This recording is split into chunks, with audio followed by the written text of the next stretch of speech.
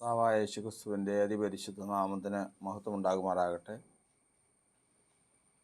തക്ക കാലത്ത് ഫലം കായ്ക്കുന്ന വൃക്ഷവും ഫലമന്വേഷിക്കുന്ന കർത്താവും എന്ന വിഷയത്തെ സംബന്ധിച്ച് നമ്മൾ ചില പാഠങ്ങളിലായി ഗ്രഹിച്ചുകൊണ്ടിരിക്കുകയാണ്. ഫലം കായ്ക്കുന്ന വൃക്ഷമെന്നത് ആലങ്കാരിക ഭാഷയിൽ ദൈവസഭയിൽ ദൈവം കൊണ്ടുവരുന്ന ഒരു മനുഷ്യനെ കുറിക്കുന്നു. വൃക്ഷത്തിൽ നിന്നുള്ള ഫലമെന്ന് പറയുന്നത് ദൈവത്തിൻ്റെ സ്വഭാവത്തെ കുറിക്കുന്നു. അന്വേഷിച്ചു വരുന്ന കർത്താവ്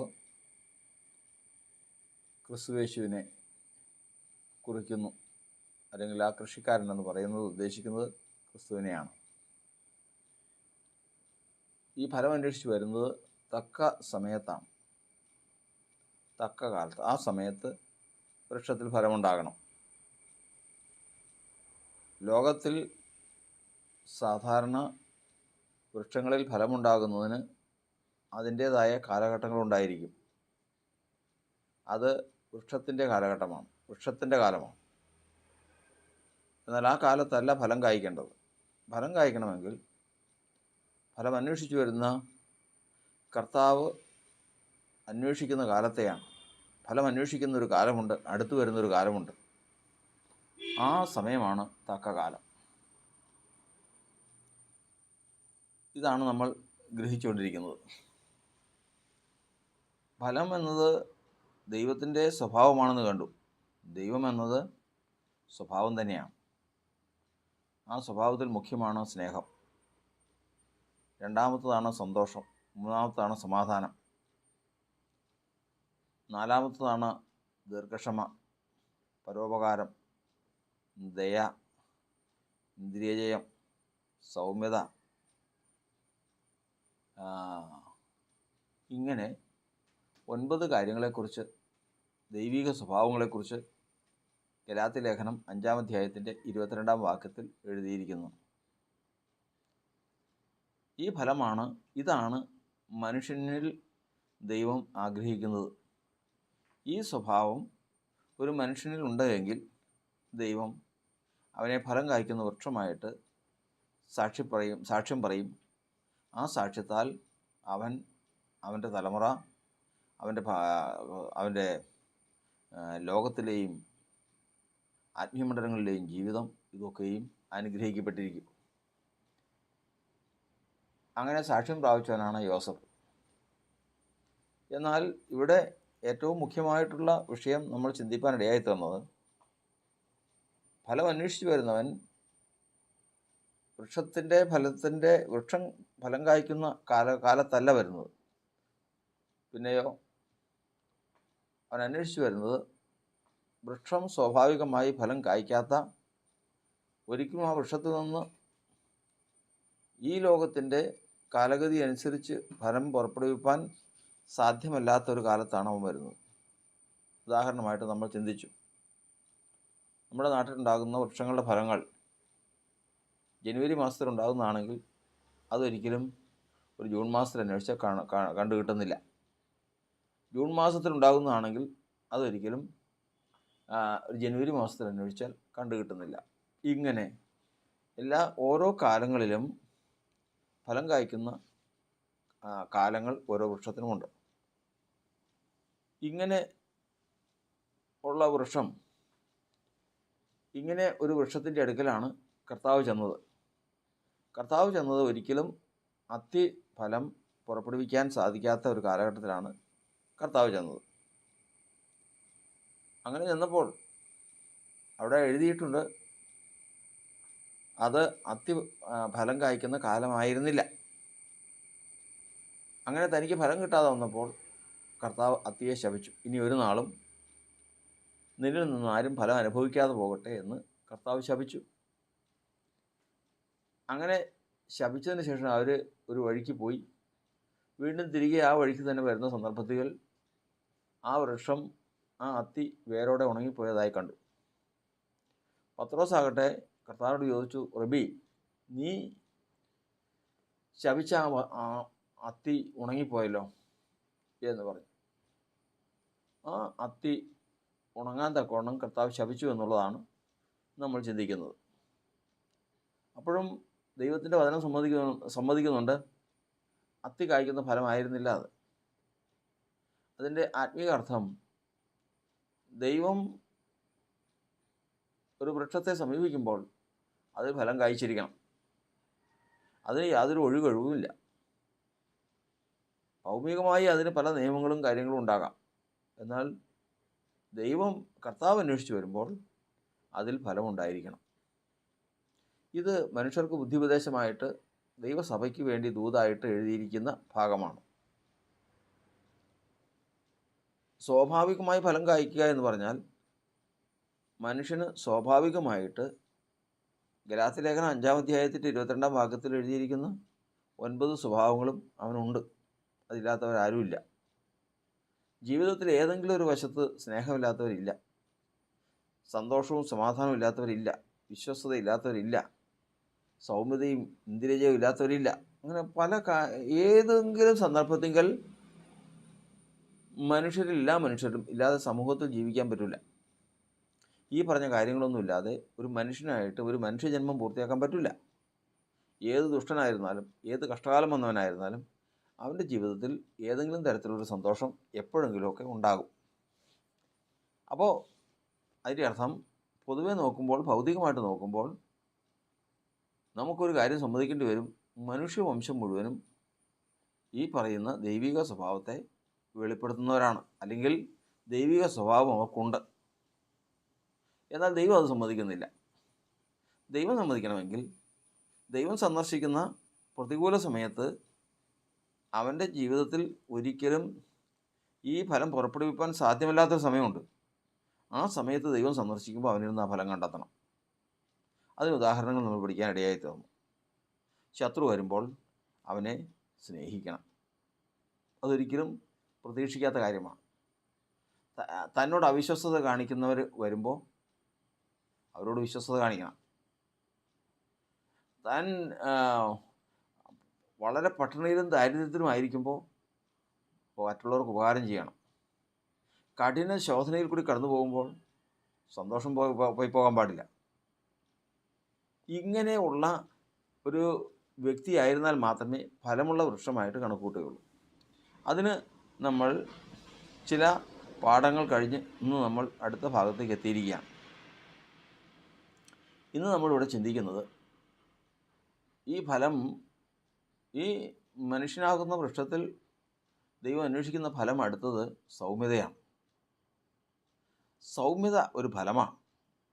ഒന്നാമത്തെ തന്നെ, ഈ ലോകത്തിൽ സൗമ്യനാരായിരുന്നു എന്നുള്ള ചോദ്യത്തിന് പഴയ നിയമത്തിൽ നമ്മൾ പഞ്ചഗ്രന്ഥത്തിൽ എഴുതിയിരിക്കുന്നത് പ്രകാരമാണ്. ഈ ഭൂലോകത്തിൽ ഏറ്റവും സൗമ്യനായ ഒരു മനുഷ്യനായിരുന്നു മോശ.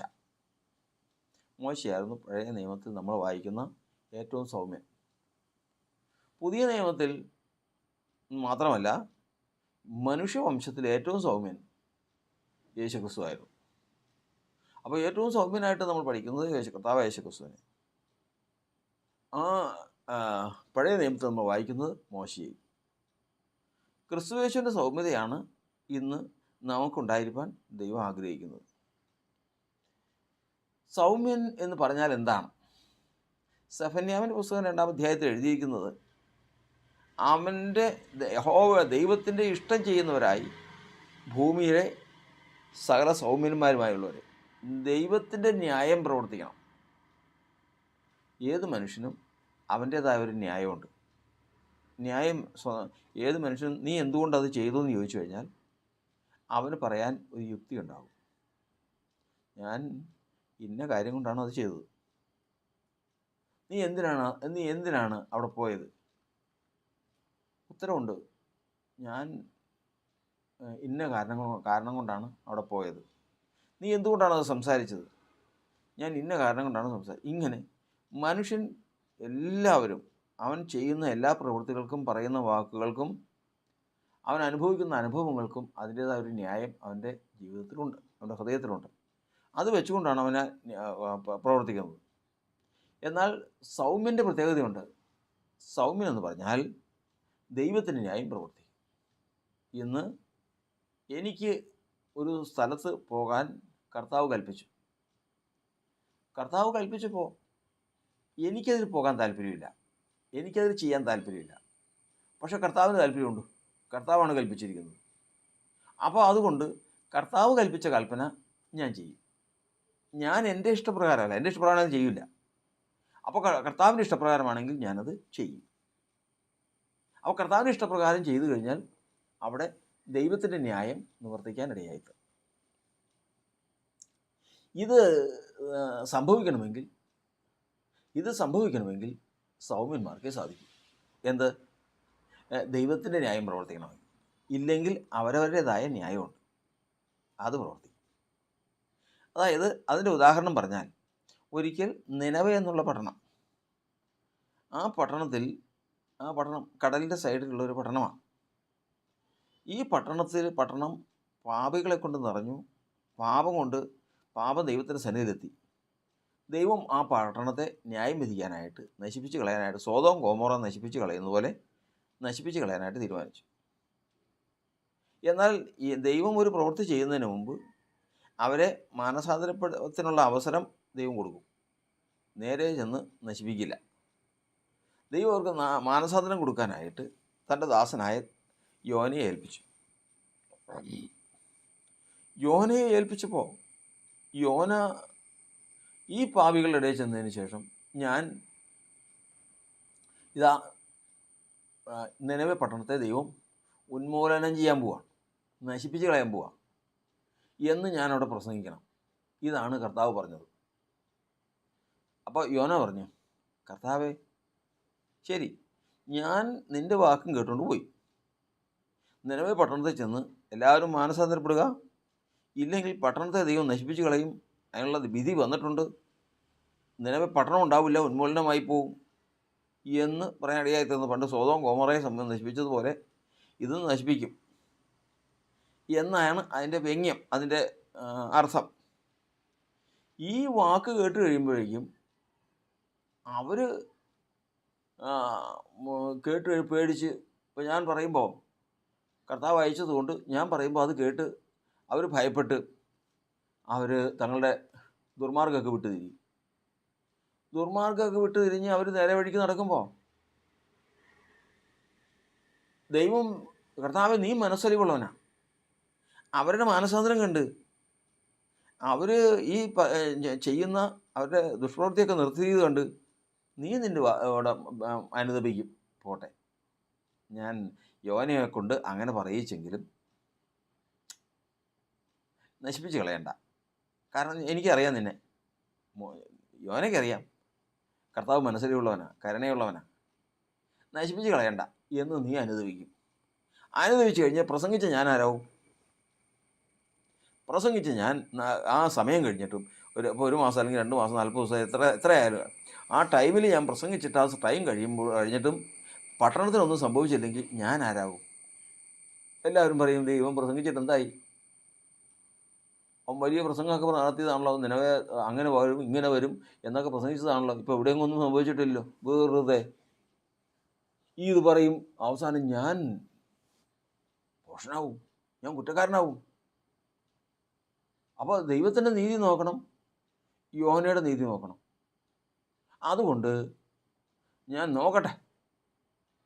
യോന അവിടെ നിന്ന് ഒരൊറ്റ പോക്ക് പോയി, ദൈവത്തിൻ്റെ അടുക്കൽ നിന്ന് ഓടിയതാണ്. ഒരു കപ്പലിൽ കയറി ദൈവത്തെ വിളിച്ച് പോയ വഴിക്ക് ദൈവം കടലിൽ ഒരു കപ്പലിലാണ് പോയത്. കടലിൽ കൊടുങ്കാറ്റടുപ്പിച്ച് തിര പൊങ്ങിയിട്ട് കപ്പൽ കിടന്ന് മറിയാൻ തുടങ്ങി.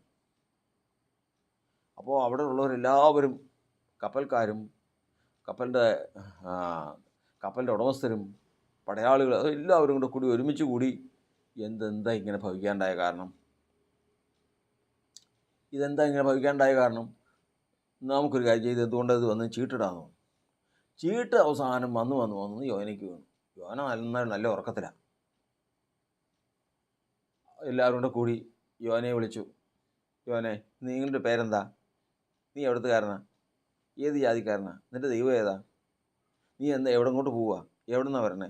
ഇങ്ങനെ മുതലായിട്ടുള്ള കാര്യങ്ങളെല്ലാം ചോദിച്ചപ്പോൾ യോന പറഞ്ഞു, ഞാൻ സംഭവം ഇന്നതാ. ഞാനൊരു അഭിപ്രായനാണ്. എന്നോട് കർത്താവ് ചില കാര്യങ്ങൾ പറഞ്ഞതാ, ഞാൻ കേൾക്കാതെ പോവുക. നീ എന്തിനാ അങ്ങനെ ചെയ്തേ? ദൈവത്തെ ഒളിച്ച് അങ്ങനെ പോകാൻ തക്കോണം നീ എന്തിനു വേണ്ടി? ഇപ്പം ഞങ്ങൾ വിഷമിച്ചല്ലോ. അതുകൊണ്ട് നീ പറഞ്ഞതാ, ഞങ്ങളെന്താ ചെയ്യണ്ടേ? ദേ കപ്പലിപ്പോൾ മുങ്ങും, എല്ലാം ചാവും. അപ്പോൾ യോനാന് മരുന്നും പറഞ്ഞു, ഒരു കാര്യം ചെയ്യും, എല്ലാവരും കൂടെ എടുത്ത് എന്നെ എടുത്ത് ഈ കടലിലേക്ക് ഇട്ടോ, എന്നെ എടുത്ത് ഈ കടലിലേക്ക് ഇട്ടോ, അപ്പോൾ കാര്യങ്ങളൊക്കെ ശാന്താവും. അയ്യോ, അതിനവർക്ക് മനസ്സ് വന്നില്ല. അവരെങ്ങനെയെങ്കിലും ഇത് കരയ്ക്കെത്തിക്കാൻ വേണ്ടിയിട്ട് കപ്പൽ വലിച്ചു തുടങ്ങി. എവിടെ?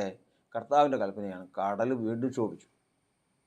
അവസാനം അവർ പ്രാർത്ഥിച്ചു, കർത്താവേ, ഈ മനുഷ്യൻ്റെ രക്തം ഞങ്ങളുടെ തലയിൽ വരല്ലേ, കാര്യങ്ങൾ ശാന്തമാവണമെങ്കിൽ വേറെ നിവൃത്തിയില്ലാത്തതുകൊണ്ട് ഞങ്ങൾ ചെയ്യുക എന്ന് പറഞ്ഞ് എല്ലാവരും കൊണ്ട് പിടിച്ച് യോനേനെ എടുത്ത് കടലിലേക്കിട്ട്. യോന കടലിൽ വീണില്ല, അപ്പോൾ തന്നെ കടൽ ശാന്തമായി.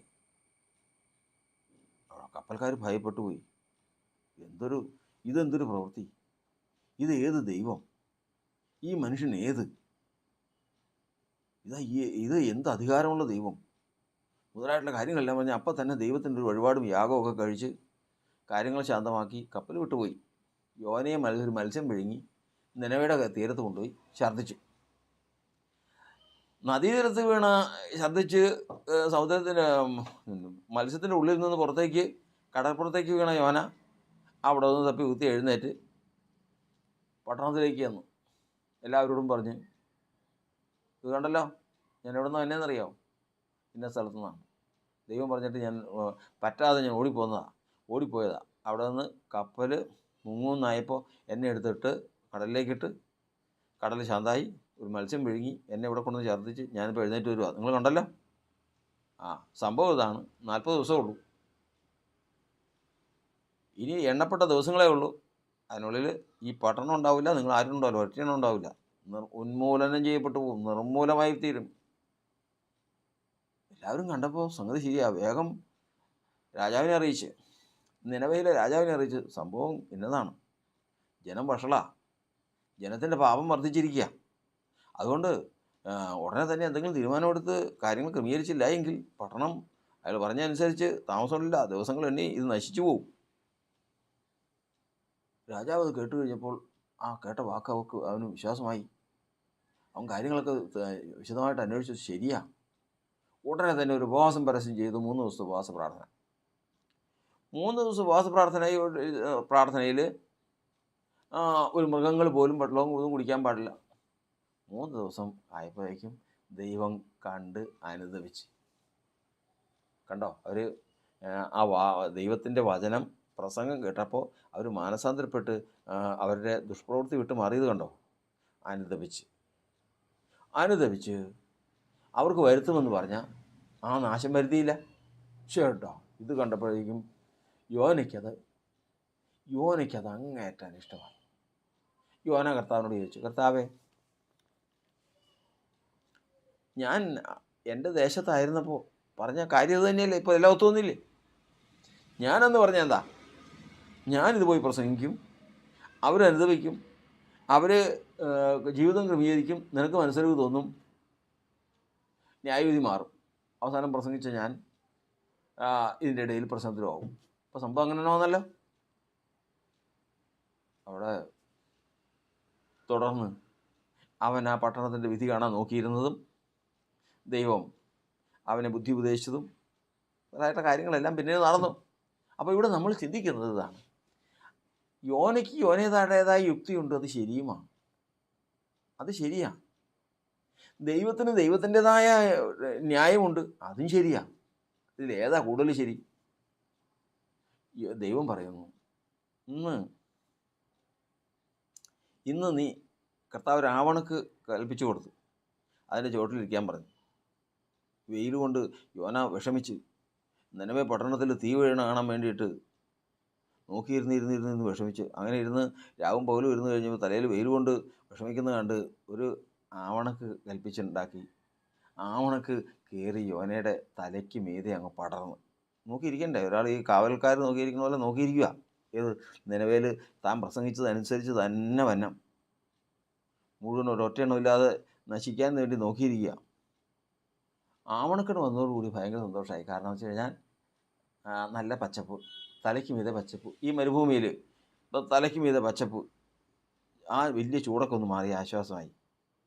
അങ്ങനെ കുറേ നേരം നോക്കിയിരുന്ന് അടുത്ത ദിവസം ദൈവം പുഴുവിനോട് കൽപ്പിച്ച് ആവണക്ക് കുത്തിക്കളഞ്ഞേക്കാൻ പറഞ്ഞു. ആവണക്കങ്ങ് കുത്തിക്കളഞ്ഞ് ആവണക്കങ്ങോട്ട് കുത്തിക്കളഞ്ഞപ്പോഴേക്കും മേളിൽ നിന്ന് വെയിൽ ശക്തിയോടുകൂടി യോനയുടെ തലയിലടിച്ചു. അപ്പോഴും നോക്കിയിരിക്കുക. ദിവസം എത്രയായെന്നറിയാം? യോന ഒന്ന് കണ്ടിട്ടുണ്ട്. എന്തെങ്കിലും സംഭവിച്ചേ യോന സമ്മതിക്കുള്ളൂ. ന്യായവിധി മാറ്റിയതൊന്നും അവന് വിഷയമല്ല. ഒടുവിൽ പിറ്റേ ദിവസം പോയി ഇരുന്നപ്പോൾ ആവണക്കില്ല. ആവണക്ക് പുഴു കുത്തിക്കളഞ്ഞു. മേളിൽ നിന്നുള്ള ചൂട് ശക്തമായിട്ട് തലയിലടിച്ചു. അപ്പോൾ യോന മരിച്ചാൽ മതിയെന്ന് ചിന്തിച്ചു. ഇനി എന്തിനു ജീവിക്കുന്നു എന്ന് ചിന്തിച്ചു. എന്തിനു ജീവിക്കണേ? മരിച്ചാൽ മതിയെന്ന് ചിന്തിച്ചു. അവൻ കോപിച്ചു. അപ്പോൾ കർത്താവ് അടുത്ത് വന്ന് ചോദിച്ചു, യോനെ, ഇന്നലെ ഉണ്ടായ ഈ കടൽ ആവണക്കല്ലേ? അതെ. അല്ലാതെ നീ ജനിച്ചപ്പോൾ മുതലുള്ള ആവണക്കൊന്നും അല്ലല്ലോ? അല്ല. ഒരു ദിവസം പഴക്കമല്ലേ ഉള്ളൂ? അതെ. അത് ഇന്ന് ഒരു ദിവസം കൊണ്ട് അത് കുത്തിക്കളഞ്ഞില്ലേ? ഒരു നിമിഷം കൊണ്ട്? ഉവ്വ. ഈ ഇന്നലെ ഉണ്ടായതും ഇന്ന് നഷ്ടപ്പെട്ടു പോയതുമായ ഈ ആവണക്ക് നിമിത്തം നീ കോപിച്ചല്ലോ. അപ്പോൾ അത് ശരിയാണോ? അപ്പോൾ യോന ദേഷ്യപ്പെട്ട് നിൽക്കുക. ഞാൻ മരണപര്യന്തം കോപിക്കുന്നത് വിഹിതം തന്നെയാണ്. കാരണം നിരാശയുടെ അങ്ങോട്ട് വിഷമത്തിൻ്റെ അങ്ങേയറ്റത്തിലാണ്. ഞാൻ മരണപര്യന്തം കോപിക്കുന്നത് ഉടയവനുമായിട്ട് അങ്ങ് മുഷിഞ്ഞ്. കർത്താവ് പറഞ്ഞു, ഈ ഒരു ആവണക്ക് നിമിത്തം നീ ഇന്ന് മുഷിയുന്നു. എന്നാൽ 1,00,000 ചെല്ലുവാനും മനുഷ്യരും, അത്രയും കന്നുകാലികളും അത്രയും ജീവികളും ഉള്ള ഈ നിനവെ പട്ടണം അത് നശിച്ചു പോകുമ്പോൾ എനിക്കതിന് മനസ്സലിവ് തോന്നണ്ടേ? തോന്നണ്ടേ? ഇന്നലെ ഉണ്ടായ ആവണക്ക് നിമിത്തം നിനക്ക് മനസ്സലിവ് അയ്യോഭാവം തോന്നി. അങ്ങനെയെങ്കിൽ എനിക്ക് ഈ പട്ടണത്തോട് ഇത്രയും മനുഷ്യരുടെ പ്രാണങ്ങൾ നശിച്ചു പോകുന്നതിനോട് എനിക്ക് മനസ്സലിവ് തോന്നണ്ടേ? അവിടെ പറഞ്ഞതിൻ്റെ സാരം എന്താണെന്ന് വെച്ച് കഴിഞ്ഞാൽ, യോന ഒരിക്കലും ദൈവത്തിൻ്റെ ന്യായത്തിന് കീഴടങ്ങുന്നില്ല. അതായത് വേറൊരു ഭാഷ അങ്ങോട്ട് പറഞ്ഞു കഴിഞ്ഞാൽ ഇത് തന്നെ സൗമ്യനല്ല എന്നർത്ഥം. സൗമ്യനാണെങ്കിൽ ഇനി ഞാൻ അവിടെ പോയി എന്തെല്ലാം പ്രസംഗിച്ച് ഞാൻ എന്തെല്ലാം ആക്ഷേപപാത്രമായി തീർന്നാലും, ആരെല്ലാം എന്നെ പരിഹസിച്ചാലും ഉപദ്രവിച്ചാലും എന്തെല്ലാം വന്നാലും എൻ്റെ കർത്താവ് എന്നോട് പറഞ്ഞു, ഞാൻ പ്രസംഗിച്ചു. കർത്താവ് പറഞ്ഞിട്ടുണ്ടെങ്കിൽ അതിനെന്തെങ്കിലും അർത്ഥം ഉണ്ടാവും. അങ്ങനെ ആ മാനസാന്തരത്തിൽ കൂടി അത് വന്നെങ്കിൽ ആരെന്നെക്കെതിരെ എന്ത് പറഞ്ഞാലും എന്നെ സംരക്ഷിക്കേണ്ടതിൻ്റെ ഉത്തരവാദിത്വം കർത്താവിനാണ്. ആ യുക്തിയിൽ നിന്നാൽ മതി. അതിനു പകരം സ്വന്തം ന്യായത്തിൽ നിന്നും ഒരിക്കലും ദൈവത്തിൻ്റെ ന്യായത്തെക്കാളും നീതിയേക്കാളും തൻ്റെ സ്വന്തം നീതിയിൽ നിൽക്കുന്നവൻ സൗമ്യനാകാൻ സാധിക്കില്ല. അതുകൊണ്ടാണ് വിശ്വാസത്തിലേക്ക് വരുമ്പോൾ യേശു പറഞ്ഞത്, നിങ്ങൾ എൻ്റെ നുകം ഏറ്റുകൊണ്ട് എന്നോട് പഠിപ്പീൻ, ഞാൻ സൗമ്യതയും താഴ്മയും ഉള്ളവനാണ്, എന്നാൽ നിങ്ങളുടെ പ്രാണങ്ങൾക്ക് ആശ്വാസം കണ്ടെത്തും. ആ വചനത്തിൻ്റെ 3 ഭാഗങ്ങൾ ഓർത്തുകൊള്ളാം. ഞാൻ സൗമ്യതയും താഴ്മയും ഉള്ളവനാണ്. യേശുവാണ് ഏറ്റവും സൗമ്യതയും താഴ്മയും ഉള്ളവൻ. യേശു തൻ്റെ അടുക്കൽ വിശ്വാസത്തിലേക്ക് വരുന്നവൻ്റെ കഴുത്തിലേക്ക് യേശുവിൻ്റെ നുകം വയ്ക്കും. എൻ്റെ നുകം ഏറ്റുകൊണ്ട് എന്തിനു വേണ്ടിയിട്ട്? നുകം വയ്ക്കുന്നത് എന്നോട് പഠിക്കാൻ വേണ്ടിയിട്ടാണ്. ആരോട് പഠിക്കാൻ? യേശുവിനോട് പഠിക്കാൻ. എന്ത് പഠിക്കണം? സംശയം എന്താ? സൗമ്യതയും താഴ്മയും പഠിക്കണം. സൗമ്യതയും താഴ്മയും പഠിക്കണം. അത് പഠിച്ചാലോ? അത് പഠിച്ച് കർത്താവ് വയ്ക്കുന്ന സമയത്തോളം, കർത്താവ് അനുവദിക്കുന്ന സമയത്തോളം ഈ നുകം കഴുത്തലിരുന്ന് കഴിഞ്ഞാൽ ഇവനും യേശുവിനെ പോലെ സൗമ്യതയും താഴ്മയും ഉള്ളവനാകും. അത് കഴിഞ്ഞാലോ? അങ്ങനെ സൗമ്യതയും താഴ്മയും ഉള്ളവനായി കഴിഞ്ഞാൽ പിന്നെ അവൻ സ്വന്തം ഹിതം പ്രവർത്തിക്കില്ല, ദൈവത്തിൻ്റെ ഹിതം പ്രവർത്തിക്കും. അതായത് അവൻ സൗമ്യതയുള്ളവനായി ദൈവത്തിൻ്റെ ന്യായം പ്രവർത്തിക്കും. തനിക്ക് ഒരുപാട് ന്യായങ്ങളെല്ലാം ഉണ്ട്, അതൊന്നും അവൻ ആശ്രയിക്കില്ല. ദൈവത്തിൻ്റെ ന്യായം എന്തോ അത് പ്രവർത്തിക്കും. ഇതാണ് ക്രിസ്തീയ ജീവിതത്തിലെ ഏറ്റവും പ്രധാനപ്പെട്ട കാര്യം. വിശ്വാസികളെല്ലാവരും കർത്താവ് വിളിച്ചു വരുത്തി, കർത്താവ് മുഖം വെച്ച് സൗമ്യതയും താഴ്മയും പഠിപ്പിച്ച് അവൻ്റെ ഇഷ്ടമല്ല ദൈവത്തിൻ്റെ ഇഷ്ടം ചെയ്യാനായിട്ട് പഠിപ്പിച്ച് കൊണ്ടുവന്ന് അവനെക്കൊണ്ട് തൻ്റെ ഇഷ്ടം നിവർത്തിക്കും. അവനെക്കൊണ്ട് തൻ്റെ ഇഷ്ടം നിവർത്തിച്ചു കഴിഞ്ഞാൽ അവൻ ദൈവത്താൽ സാക്ഷ്യം പ്രാപിച്ചു. എന്താണ്? ഈ വൃക്ഷം ഫലം കായ്ക്കുന്ന വൃക്ഷമാണ്. ഏത് ഫലം? സൗമ്യത എന്നുള്ള ഫലം കായ്ക്കുന്ന വൃക്ഷമാണ്. ആരനുഭവിച്ചു? കർത്താവ് അനുഭവിച്ചു. യേശു അപ്രകാരമായിരുന്നു. കാരണം യേശു ക്രൂശീകരണത്തിന് സമയം വന്നു. താൻ മരണപ്പെടുന്ന സമയത്തേക്ക് വന്നു. ആ സമയത്തേക്ക് വന്നപ്പോഴേക്കും സാധാരണ എല്ലാവരും മരിക്കാൻ നമ്മൾ ഇവിടെ തൂക്കിക്കൊല്ലാൻ വിധിക്കുന്നവരുണ്ട്. അവരുടെയൊക്കെയും തലേ ദിവസത്തെ രാത്രി ആ പ്രഭാതത്തിൽ അവരെ അവരെ കൊല്ലാൻ കൊണ്ടുപോകുന്ന സമയം, ആ അനുഭവങ്ങളൊക്കെ നമ്മൾ വായിച്ചിട്ടുണ്ട്. അതൊക്കെ ഭയങ്കര കാര്യങ്ങളാണ്. അനേക കാര്യങ്ങൾ നമ്മളത് വായിച്ചിട്ടുണ്ട്. എന്നാൽ അതുപോലെയല്ല യേശുവിൻ്റെ അനുഭവം. യേശുവിൻ്റെ അനുഭവം എന്ന് പറഞ്ഞു കഴിഞ്ഞാൽ മനുഷ്യവംശത്തിൻ്റെ മുഴുവനും പാപം ആ നിഷ്കളങ്ക മനുഷ്യൻ്റെ മേൽ വരുത്തിയതാണ് ദൈവം. അത് നമുക്ക് ചിന്തിക്കാൻ പോലും സാധിക്കാത്ത തരത്തിൽ ഇത്ര ഭയാനകമാണ്, ഇത്ര ഭയങ്കരമാണ്. നമ്മൾ പറയും ആ മനുഷ്യൻ അനുഭവിച്ചത്. ഞങ്ങൾ ഒരിക്കൽ ഒരു മനുഷ്യൻ സംസാരിച്ചപ്പോൾ ഇപ്രകാരം പറഞ്ഞു, ക്രിസ്തുയേശു സകല കഷ്ടതയെ അനുഭവിച്ചിട്ടുണ്ടെന്ന് പറഞ്ഞു. എന്നിട്ട് ആ മനുഷ്യൻ പറഞ്ഞു, ഞാൻ 2 പ്രാവശ്യം ബൈക്കിൽ നിന്ന് വീണ് നടുവും കാലും ഒക്കെ ഒടിഞ്ഞ് എന്തൊക്കെയോ സംഭവിച്ചതാണ് അദ്ദേഹത്തിന്. ഞാൻ പറയുന്നു, ആ വേദന അതിനേക്കാളും വേദന ഞാൻ അനുഭവിച്ചിട്ടുണ്ട്. ആ പറഞ്ഞതിൻ്റെ ഭോഷത്വം മനസ്സിലായോ? ശരിയാണ്, നമ്മൾ നോക്കുമ്പോൾ ശരിയാണ്. അസ്ഥി ഒടിഞ്ഞ് മജ്ജ പുറത്ത് വന്നു. അദ്ദേഹത്തിന് സംഭവിച്ച കാര്യങ്ങളൊക്കെ നോക്കിക്കഴിഞ്ഞാൽ ഒരുപാട് കഷ്ടതയെല്ലാം ആ മനുഷ്യൻ അനുഭവിച്ചതാണ്. എന്നാൽ യേശുവിൻ്റെ വേദനയോട് അത് ഉപമിച്ചത് എന്താ? അതറിയണമെങ്കിൽ, അതായത് വേദപുസ്തകത്തിൽ, സദൃശവാക്യങ്ങളുടെ പുസ്തകത്തിൽ ഒരു വാക്യമുണ്ട്, അവർ എന്നെ അടിച്ചു, എനിക്ക് നൊന്തില്ല. ആരെ സംബന്ധിച്ചാണ് പറയുന്നത്? മദ്യപാനിയെ സംബന്ധിച്ച് പറയുന്നതാണ്. മദ്യം കുടിച്ച് ലക്ക് കെട്ട മനുഷ്യനെ സംബന്ധിച്ച് പറയുകയാണ്. അതുപോലെ ലഗ്യോൻ ബാധിച്ചവനെ സംബന്ധിച്ച് നമ്മൾ പഠിക്കുകയാണ്. അവനെ എന്തുകൊണ്ട് സ്വയം ചതച്ച് അവൻ ഉപദ്രവിക്കും? അവന് വേദനയില്ല. അപ്പം സുബോധം നഷ്ടപ്പെട്ട് പോകുന്നവർക്ക് വേദനയില്ലെന്നാത്ത മദ്യപാന നിമിത്തവും അന്യാത്മാവ് നിമിത്തവും സുബോധം നഷ്ടപ്പെട്ടു പോയവർക്ക് വേദനയില്ല. അംശമായിട്ട് മാത്രമേ അറിയൂ. അങ്ങനെയാണ് മനുഷ്യൻ്റെ. ഈ സകല മാനവരാശിയെക്കുറിച്ചും സഭാപ്രസംഗം പറയുന്ന പ്രകാരമാണ്. മനുഷ്യൻ്റെ ഹൃദയത്തിൽ ഭ്രാന്തുണ്ട്. സകല മനുഷ്യരുടെ ഹൃദയത്തിൽ ഭ്രാന്തിൻ്റെ ഒരു അംശമുണ്ട്. തീർത്തും സുബോധമുള്ളവരാരുമില്ല, അത് യേശു മാത്രമേ ഉള്ളൂ. അതുകൊണ്ട് തന്നെ മനുഷ്യവംശം മുഴുവനും അനുഭവിക്കുന്ന വേദനയുടെ ഒരു അംശം മാത്രമേ അവരറിയുന്നുള്ളൂ. ഒരംശം മാത്രം. യേശു അങ്ങനെയല്ല. സുബോധത്തിൻ്റെ പൂർണ്ണതയാണ് യേശു. സുബോധമാണ് യേശു. സ്വപ്നം കാണുമോ? യേശു ദർശനം ദർശിക്കുമൊന്നും എൻ്റെ ആവശ്യമില്ല. പൂർണ്ണ സുബോധത്തിൽ തന്നെ യേശുവിന് ഭൂമിയിലുള്ളതും കാണാം, സ്വർഗീയ മണ്ഡലം കാണാം, യേശുവിന് കാണാം. കാരണം അവൻ സുബോധത്തിൻ്റെ പൂർണ്ണതയാണ്. അതുകൊണ്ട് തന്നെ നമ്മുടെ പുറത്ത് ഒരു ചാട്ടവാറ് കൊണ്ട് 10 അടി അടിച്ചു. യേശുവിൻ്റെ പുറത്ത് 10 അടി അടിച്ചു. ഈ 10 അടി യേശുവിൻ്റെ ശരീരത്തിൽ കൊള്ളുന്നത്. നമ്മൾ 10 അടി 100 അടി കൊള്ളുന്ന പോരാ യേശുവിൻ്റെ ശരീരത്തിലൊന്ന് തൊട്ടാൽ. അത്രമാത്രം സെൻസിറ്റീവാണ്, അത്രമാത്രം സുബോധപൂർണതയാണ്. ആ വേദനയാണ് അവൻ അനുഭവിച്ചത്. ആ വേദന അനുഭവിക്കുന്ന സമയത്ത് രക്തം തുള്ളി ഒഴുകി വ്യാകുലപ്പെട്ടു. അങ്ങനെ വ്യാകുലപ്പെട്ടതിന് ശേഷം ദൈവത്തോട് പ്രാർത്ഥിക്കുകയാണ്, പിതാവേ, കഴിയുമെങ്കിൽ ഈ നാഴികയിൽ നിന്ന് എന്നെ ഒന്ന് വിടുവിക്കണം. ആ വ്യഥ അത്രമാത്രമുണ്ട്, അവൻ്റെ വേദന അത്രമാത്രമുണ്ട്. കാരണം അവൻ അതുപോലെ സുബോധമുള്ളവനുമാണ്.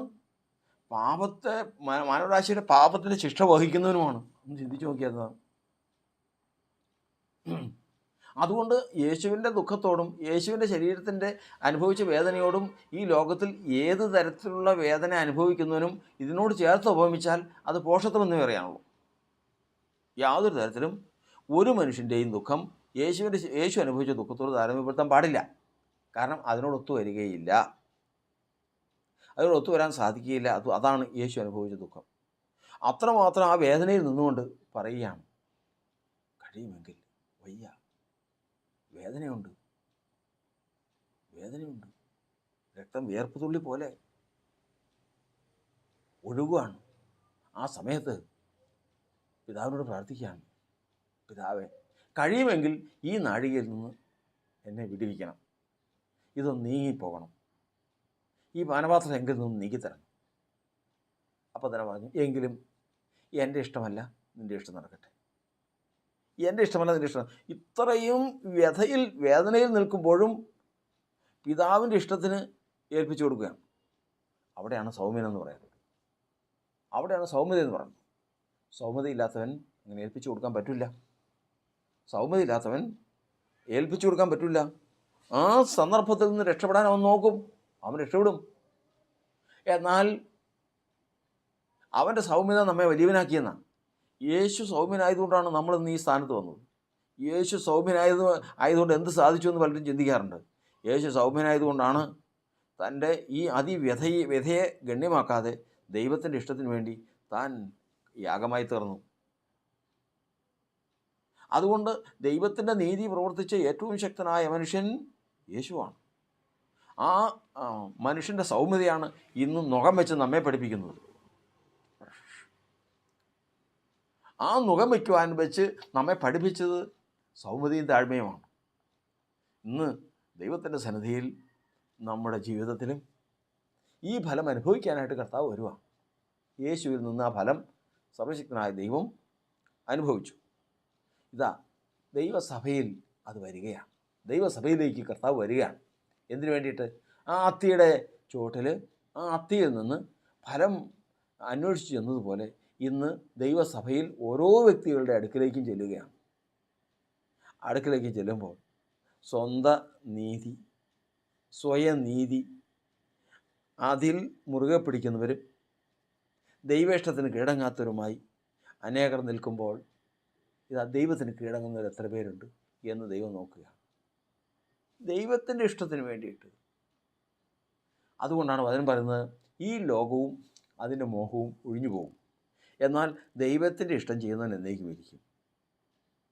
ഈ ലോകത്തിലേക്ക് നോക്കിക്കഴിയുമ്പോൾ ആ ലോകം നമ്മെ ഒരിക്കലും ദൈവത്തിൻ്റെ ഇഷ്ടം ചെയ്യാൻ സമ്മതിക്കില്ല. എന്നാൽ ഈ ലോകത്തിൻ്റെ സകല മോഹത്തെയും വിട്ടുകളഞ്ഞ്, ഈ ലോകത്തോടുള്ള എല്ലാ കോംപ്രമൈസും വിട്ടുകളഞ്ഞ് ദൈവത്തിൻ്റെ ഇഷ്ടത്തിന് തന്നെത്താൻ സമർപ്പിക്കുന്നവൻ അവൻ നിത്യജീവനെ പ്രാപിക്കും. ഇതാണ് ദൈവത്തിൻ്റെ വചനം. ഇത് പത്രോസിൻ്റെ ജീവിതത്തിൽ സംഭവിക്കുമെന്ന് കർത്താവ് മുന്നറിവ് കൊടുത്തു.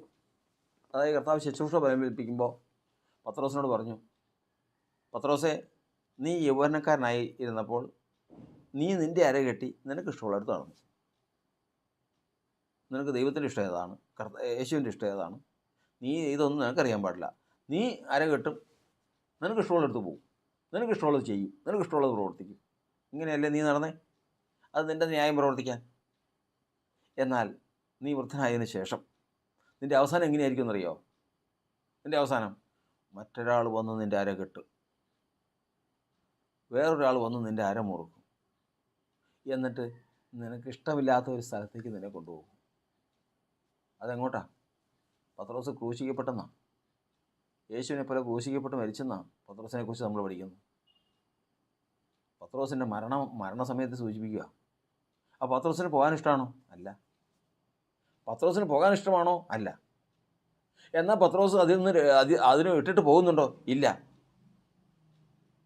പത്രോസിന് ഈ പോകുന്ന കാര്യം ഇഷ്ടമല്ല, അതിൽ നിന്ന് രക്ഷപ്പെടണമെന്ന് തന്നെ ആഗ്രഹം. പക്ഷേ യേശു പറഞ്ഞതുപോലെ കഴിയുമെങ്കിൽ ഈ നാഴികയിൽ നിന്ന് രക്ഷിക്കണം, എങ്കിലും എൻ്റെ ഇഷ്ടമല്ല നിൻ്റെ ഇഷ്ടം നടക്കട്ടെ. നിൻ്റെ ഇഷ്ടം നടക്കട്ടെ എന്ന് പറഞ്ഞതുപോലെ തന്നെ പത്രോസും മരണസമയമാകുമ്പോഴേക്കും മറ്റൊരുത്തം വന്ന് അരമുറുക്കുമ്പോൾ ഇഷ്ടമല്ല എങ്കിലും ദൈവത്തിൻ്റെ ഇഷ്ടത്തിന് കീഴടങ്ങി കൊണ്ടുപോവുകയാണ്.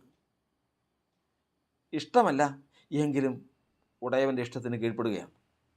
ക്രൂശിച്ചു, ഇഷ്ടമുണ്ടായിട്ടല്ല, പിന്നെയോ ഉടയവൻ്റെ ഇഷ്ടം അതാണ്. കർത്താവ് അങ്ങനെയാണ്. അങ്ങനെ ആ മരണത്തിൽ ദൈവത്തിൻ്റെ ന്യായത്തിന് പത്രോസ് കീഴ്പ്പെട്ട് മരിച്ചു. വചനം പറയുന്നത് അവൻ ഇന്നവിധ മരണം കൊണ്ട് ദൈവത്തെ മഹത്വപ്പെടുത്തുമെന്ന് യേശു സൂചിപ്പിക്കുകയത്രേ ചെയ്തത്. ഈ മരണം കഴിഞ്ഞപ്പോൾ ദൈവത്തിൻ്റെ ന്യായത്തിന് വേണ്ടി കീഴടങ്ങി, മനസ്സില്ലെങ്കിലും ഇഷ്ടമല്ലെങ്കിലും ദൈവത്തിൻ്റെ ഇഷ്ടത്തിനും നീതിക്കും കീഴ്പ്പെട്ട് അത് അനുഭവിച്ചതിൻ്റെ പേരിൽ അവൻ്റെ മരണം കൊണ്ട് അവൻ ദൈവത്തെ മഹത്വപ്പെടുത്തി. അവനിന്ന് സ്വർഗീയ മണ്ഡലത്തിൽ അത്യുന്നതമായ ശ്രേഷ്ഠ പദവിയിൽ, ദൈവം കൊടുത്ത ആ മഹാപദവിയിൽ, സിംഹാസനത്തിൽ, ശിഷ്യന്മാർക്ക് ഒരുക്കിയിരിക്കുന്ന സിംഹാസനങ്ങളിലൊന്നിൽ അവൻ ഇരിക്കുന്നു. കർത്താവിന് സ്തോത്രം. ദൈവത്തിൻ്റെ വചനത്തിൽ നമ്മൾ പഠിക്കുന്നത് അവൻ ആരാണ്? ഫലം കായ്ക്കുന്ന വൃക്ഷമാണ്. എന്താണ് ഫലം? സൗമ്യത. അതെങ്ങനെ വെളിപ്പെട്ടു? തൻ്റെ ഇഷ്ടത്തേക്കാൾ ദൈവത്തിൻ്റെ ഇഷ്ടത്തിന് കീഴടങ്ങി. തൻ്റെ ഇഷ്ടം എന്തായിരുന്നു? ഈ വലിയ മരണത്തിൽ നിന്ന്, വേദനയോടുകൂടി മരണത്തിൽ നിന്ന് രക്ഷപ്പെടണം. ദൈവത്തിൻ്റെ ഇഷ്ടം എന്തായിരുന്നു? അവൻ ക്രൂശീകരിക്കപ്പെടണം. കർത്താവിൻ്റെ വഴിയെ തന്നെ അവൻ്റെ പ്രാണനും പോകണം.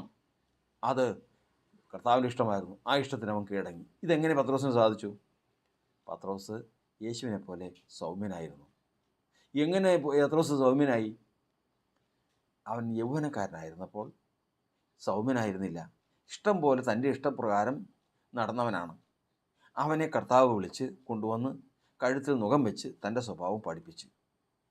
യേശു സൗമ്യതയും താഴ്മയും ഉള്ളവനാകൊണ്ട് ആ നുകം പത്രോസിൻ്റെ കഴുത്തിൽ വെച്ച് ആ സ്വഭാവം പഠിപ്പിച്ചെടുത്തതിന് ശേഷം അവൻ ആ പ്രവൃത്തി ചെയ്തു. ദൈവത്തിൻ്റെ പ്രവൃത്തി, അവൻ്റെ അറിവ്, ജ്ഞാനം എന്നിവയുടെ ആഴമേ, അത് എത്ര വലുത്! ആർക്ക് ഗ്രഹിക്കാം? ആർക്കത് മനസ്സിലാകും? ആർക്കും അത് പൂർണ്ണമായിട്ട് ആർക്കും മനസ്സിലാകുകയില്ല. മനസ്സിലാക്കിയവൻ ഒരുവൻ മാത്രം, അത് കർത്താവായ യേശു. അവൻ വിശപ്പോടുകൂടി അത്തിയുടെ അടുക്കൽ ചെന്നതുപോലെ ദൈവസഭയുടെ അടുക്കലും അവൻ വരുന്നു, ഫലമന്വേഷിച്ച്. ആ സമയത്ത് സ്വന്തം ഇഷ്ടം വെടിഞ്ഞ് ദൈവേഷ്ടം ചെയ്ത് തൻ്റെ സൗമ്യത വെളിപ്പെടുത്തുവാൻ, ആ ഫലം അവൻ പ്രാപിച്ച് സന്തോഷത്തോടെ മടങ്ങുവാൻ, സ്വർഗീയ മണ്ഡലങ്ങളിൽ ഇവൻ ഫലമുള്ള വൃക്ഷമെന്ന് സാക്ഷ്യം ഉടയവനാൽ തന്നെ പ്രഖ്യാപിക്കപ്പെടുവാൻ യോസേഫിനെ പോലെ, മോശയെ പോലെ, പത്രോസിനെ പോലെ, പൗലോസിനെ പോലെ ദൈവിക സാക്ഷ്യത്തിൽ വിളങ്ങുന്നവനായി ഭവിപ്പാൻ നമുക്ക് ഏവർക്കും ദൈവം കൃപ നൽകുമാറാകട്ടെ. സ്തോത്രം.